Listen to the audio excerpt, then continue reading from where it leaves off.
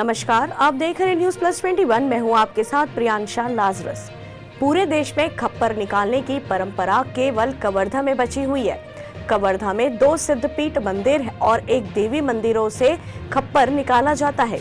भारतवर्ष में देवी मंदिरों से खप्पर निकालने की परंपरा वर्षों पुरानी है।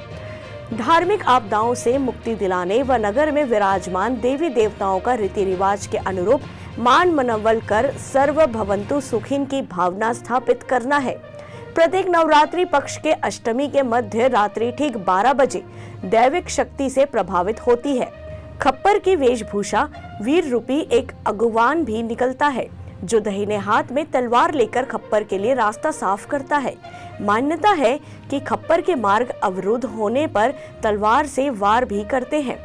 खप्पर के पीछे पीछे पंडों का एक दल पूजा अर्चना करते हुए साथ रहता है ताकि शांति बनी रहे। मध्य रात्रि में देवांगन पारा स्थित मां चंडी मंदिर, मां परमेश्वरी मंदिर और सत्ती वार्ड स्थित मां दंतेश्वरी मंदिर से माता के रूप में खप्पर निकाले गए, जिसे देखने के लिए लाखों की संख्या में लोग मध्य रात्रि को कवर्धा पहुंचे।